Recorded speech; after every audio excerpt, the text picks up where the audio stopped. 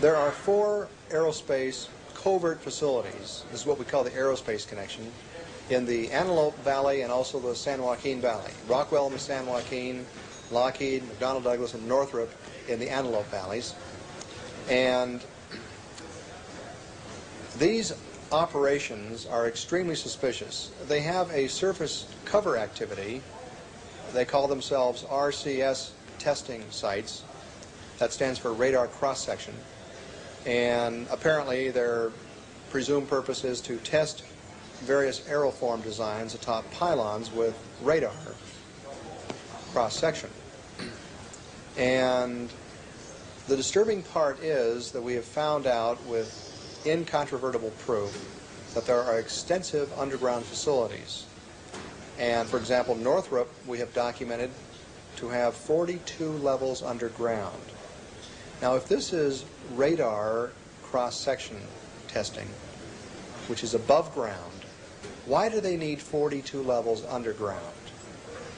Also, at the Lockheed facility out in Helendale, we had an investigative reporter who saw a blueprint of the building plans for that facility that he wasn't supposed to see. It showed that they had an extensive underground facility 300 feet down. And when this reporter interviewed the person who was in charge of that facility, they had a nice, pleasant interview until at the end he told the director that he was aware of this extensive underground facility. And what could he tell him about that? And immediately the man's eyes grew wide and he said, "This interview is terminated." So it's very suspicious.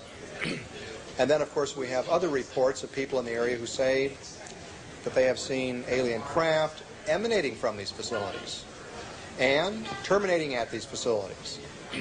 And other kinds of blue beams, strange lights in the sky, surveillance orbs, the size of basketballs, medicine balls that survey the area and move in ways that we don't possess that kind of technology.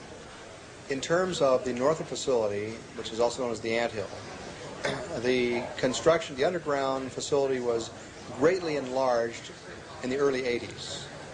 And what took place there was an enlargement, I understand, from 13 levels underground to 42 levels underground. And we have reports from construction workers who actually worked on the site, cement truck drivers. And at one point, Michael, cement trucks suddenly appeared on the scene 5 miles long, pouring concrete continuously 24 hours a day, 7 days a week, for weeks. And we figure at 9 yards of concrete per truck, close to 1 million yards of concrete must have been poured underground. Also, we understand from the construction workers that 3 silos were constructed there, 3 underground silos. And we were bringing out the fact that saucers have been seen to just come screaming out of the facility as if they had had some travel distance underground. And also craft would, like helicopters, would come into the facility and just disappear into the ground. So we knew from construction reports and from visual reports outside the facility that something very suspicious in the way of silos was going on. Norio and I put together the first investigative team to actually fly over these facilities and investigate them from the air with video cameras, still camera shots. It was very exciting. And on our first flyover of the Northrop facility, we spent about an hour in the air on that trip. It was historic. You can imagine that my heart practically jumped out of my mouth when we're flying over, and the pilot, unsolicited, says to me, "By the way, there are 3 silos down there." Now, I had learned from my inside contacts that 3 silos had been constructed there. And I was looking for those silos the minute we appeared over the facility. I was intensely looking for 3 silos, didn't see any, and suddenly the pilot says to me, "But I just told you." I was shocked. I tried to contain my excitement, and I pretended to be rather casual about it, and I said, "I'm sorry, I beg your pardon, but did you say silos down there?" And he says, oh yes, he says, you see those white diamonds? And sure enough, there were 3 white diamonds. Now this pilot, you must understand, we rented the plane in the Antelope Valley, so he flies that area continuously. He has students, he's a pilot instructor. So he's flying over there all the time. He told me that on numerous occasions when he's flown over these facilities, those white diamonds, the white covering will be gone to reveal a deep, dark hole or silo into the ground. Not only the black projects, but deep black projects program that is taking place about 10 miles south of Groom Lake. Groom Lake facility, of course, is a black projects program that is, technologically speaking, not in line with higher technology that is present 10 miles south, which is located on Papoose Lake facility.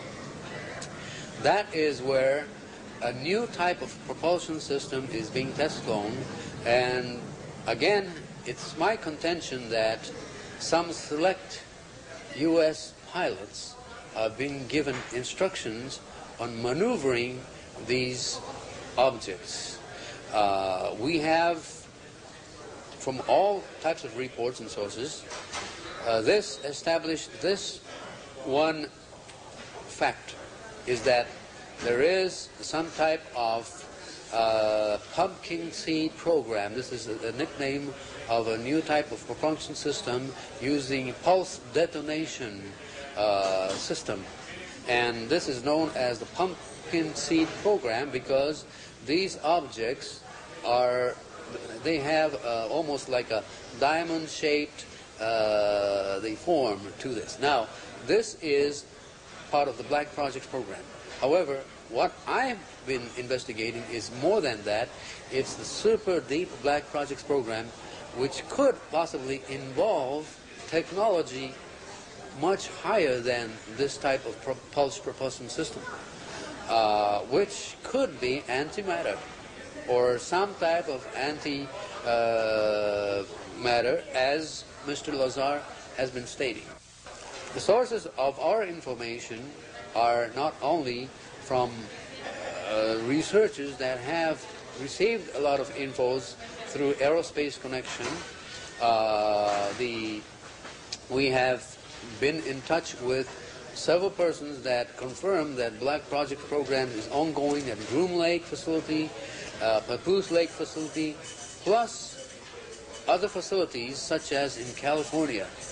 The Northrop, McDonnell Douglas, and Lockheed, all of these facilities are conducting some type of testing of certain type of aerofoams that resemble almost a disc. And it's possible, very possible, that the technology behind this could be received from some intelligence, not necessarily us. In other words, we're talking about something possible transfer of technology.